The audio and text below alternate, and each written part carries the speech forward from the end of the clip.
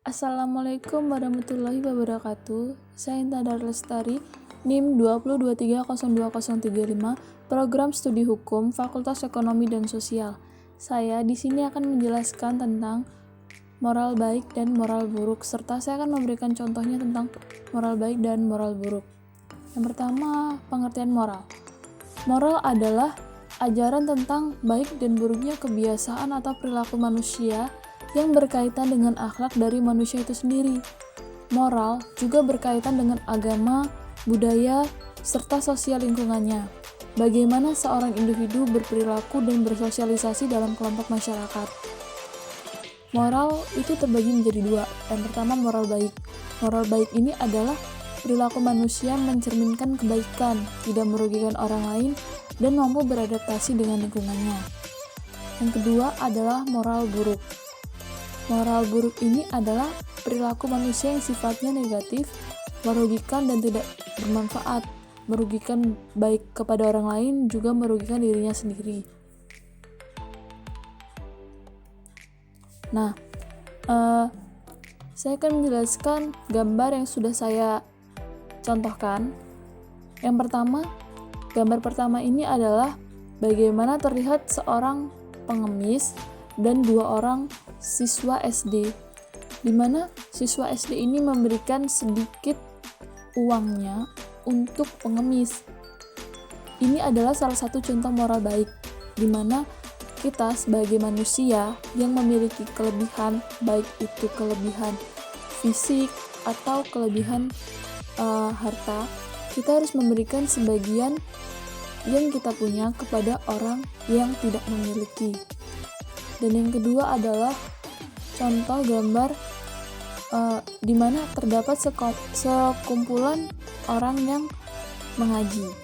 Mendalami ilmu akhirat adalah salah satu contoh perilaku bermoral baik, di mana ketika kita mendekatkan diri kita kepada Tuhan, kita akan terhindar dan akan menjauhi secara otomatis tentang perilaku dan sifat-sifat negatif yang dapat merugikan diri sendiri, juga merugikan orang lain. Dan contoh gambar ketiga. Contoh gambar ketiga ini adalah di mana ada seorang laki-laki membantu seorang nenek yang menyeberang jalan.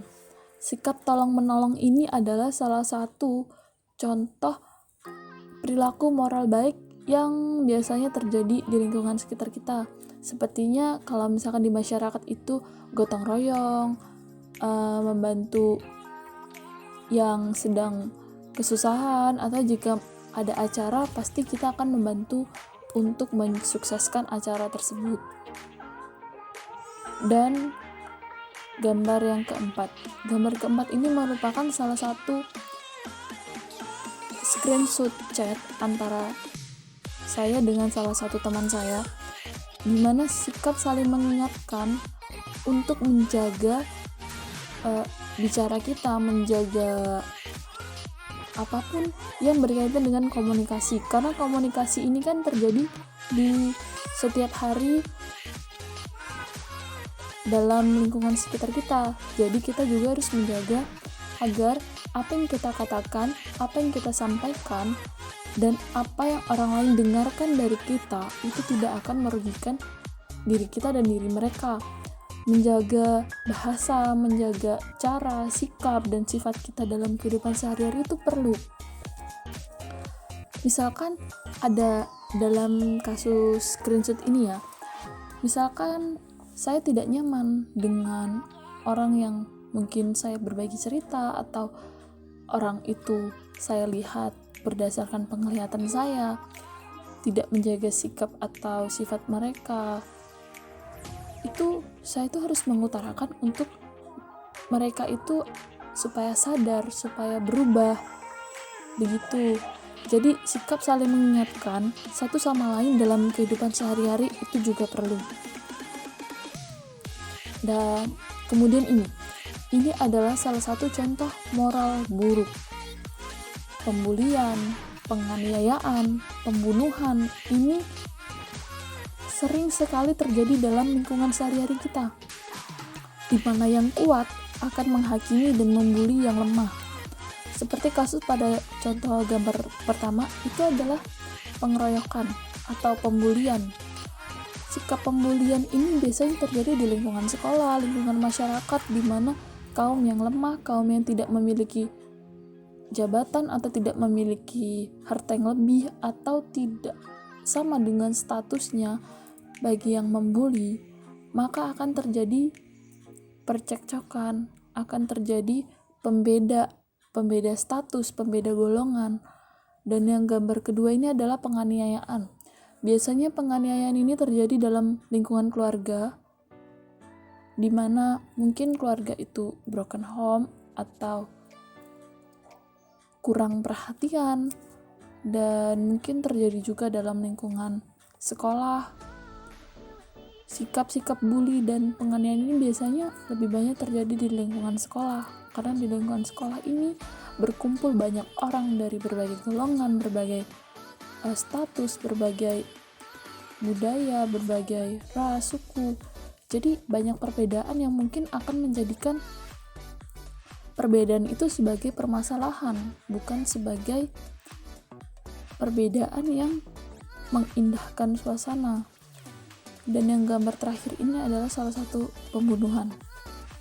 Pembunuhan ini mungkin kerap kita dengar infonya itu di berita atau di sosial media tentang pembunuhan karena dendam, karena sakit hati, karena mungkin kita tidak bisa menjaga lisan. Maka itu perlu, pada kasus yang screenshot chat itu sangat perlu kita menjaga bahasa dalam berkomunikasi, karena jika kita terjadi salah paham dalam komunikasi, itu juga akan berakibat fatal yang berujung pada kejahatan. Dan saya memberikan salah satu pasal tentang pasal 351 KUHP yang menyebutkan mengenai hukuman yang diberikan pada tindak pidana, di mana penganiayaan diancam dengan pidana penjara paling lama 2 tahun 8 bulan atau pidana denda paling banyak Rp4.500. Jika perbuatan mengakibatkan luka-luka berat, yang bersalah diancam dengan pidana penjara paling lama 5 tahun. Jika mengakibatkan mati, diancam dengan pidana penjara paling lama 7 tahun. Dengan penganiayaan disamakan sengaja merusak kesehatan. Dan percobaan untuk melakukan kejahatan ini tidak dipidana. Kita sebagai manusia Pancasila, di mana kita hidup berpedoman dan berpandangan kepada Pancasila, seharusnya kita harus menerapkan kelima sila yang ada di Pancasila dalam kehidupan kita sehari-hari. Ketuhanan yang Maha Esa, di mana kita memiliki agama dan keyakinan masing-masing, tidak membedakan bagaimana agama seseorang itu, agama siapa, agamanya bagaimana. Kita tidak boleh membeda-bedakan, karena setiap manusia memiliki hak untuk memeluk agamanya masing-masing. Dan yang kedua, kemanusiaan yang adil dan beradab. Sikap beradab, bermoral adalah salah satu bagaimana manusia dapat dinilai dari perilaku yang dilakukan dalam sehari-hari. Persatuan Indonesia. Kita itu harus bersatu. Perbedaan itu seharusnya menyatukan, bukan memecahkan. Kerakyatan yang dipimpin oleh hikmat, kebijaksanaan dalam permusyawaratan perwakilan.